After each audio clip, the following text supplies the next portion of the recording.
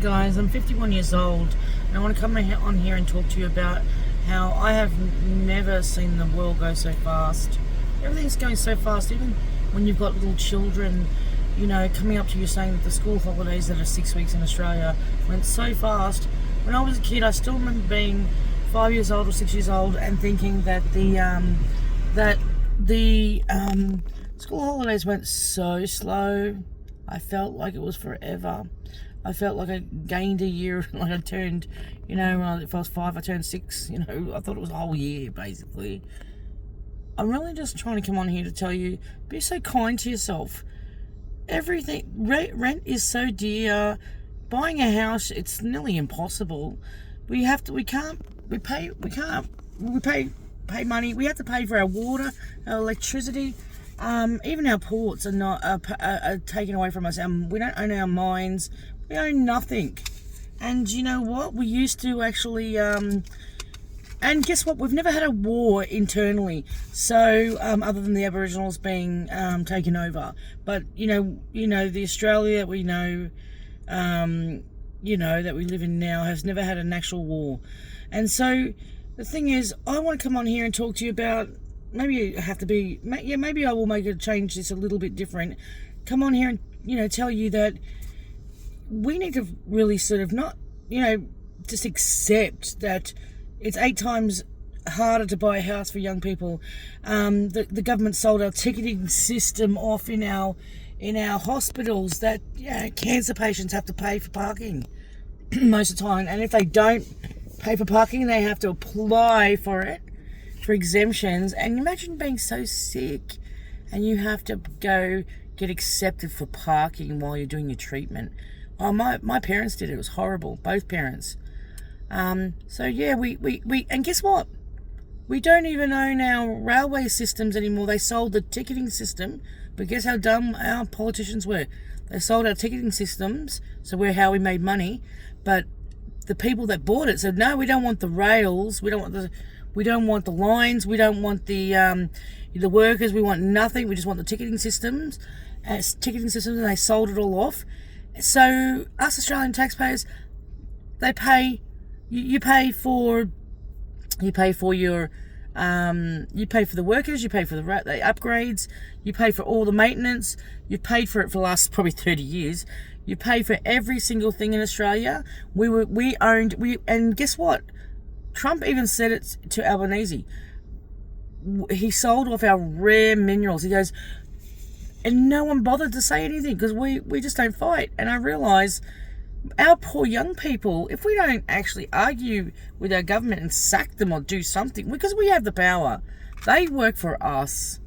And our poor young people are killing themselves. They're miserable and they start to think this is normal. Don't ever think this is normal. This is not normal. I mean, my parents both worked when I was younger, but I had a lot of friends. Most friends had a mum at home, dad worked, and they got to go on. They had a car, they had a brand new car when they bought one. They had a car. They went on a holiday once a year for the 6 weeks of the holidays that they had. I still remember it, and they owned their own home. And they could think, oh, do we want a pool? Don't we? We want a pool. That was our biggest conundrums when I was, 12. So young people, don't just think this is normal. You can complain. You can actually complain. Because both sides, and I really mean this, both sides, because I used to be really political. I was a Labor person. Then I was like, I realised they just sell us out anyway. And I realised Liberals know real better either, but it's not but it's not about who to vote for. I mean, even Pauline Hanson, everybody's going on about she wore the burqa and she stood up for us. She could have done it a different way. She could have taken it to the lower vote or the higher vote, whatever it was. Gerard Rednick said the way she did it, she didn't move ground at all. So anyway, what I'm trying to say to you guys is that go and actually start to realise you deserve more. And I am very sorry that, my age group, we just let it happen. We didn't tell you that this is not good enough. You can speak up. We should have spoken up for you when everything started changing in the school systems. We would go, oh, I've got to pay for this now. I've got to pay. Like everything. You know what? We can't even afford to fix our teeth anymore. You know, it's ridiculous. And then people turn around and tell you, oh, well, but the 1%, the billionaires need to pay more tax. I'll tell you something. Their 1% that they pay is so big, it's bigger than our little taxpayer dollars. It's so big, and yeah, it's just so big. And I understand now, that won't work either. You make them pay more, they'll just move overseas, and then you'll cry and carry on.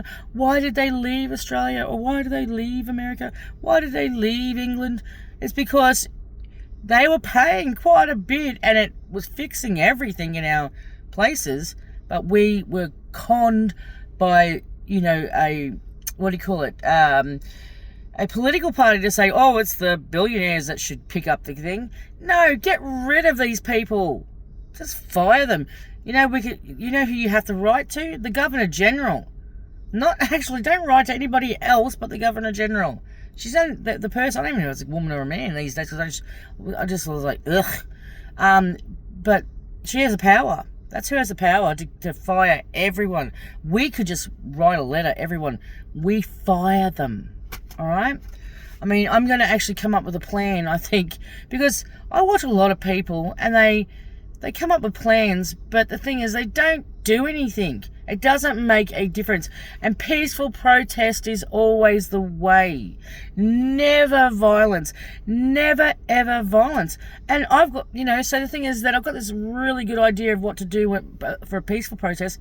And you all don't have to go to your capital city, because most people can't get there anyway. But this is, as a getting back to the point, now I'm getting angry because, but I am really saddened for my young people. I watched my children, and one just turned 18, and I look at him and think, you're going to be at home for a long time, because you know what, you can't be like the rest of them. When I was younger, when you turn 18, you go off with one friend, and you actually rented a whole house, and you had enough money for your electricity, you had enough money to work and then go party on the weekends. Whatever you did, we had enough money to do that. But just don't. And these young families, I know somebody that pays $850, maybe $900 a week. $850 a week in rent. That is insane. And then guess what? Lenders say, oh, no, you can't. And they both got jobs. Oh, no, you can't afford to buy a house. But you can afford to pay $850 a week rent. Isn't that insane?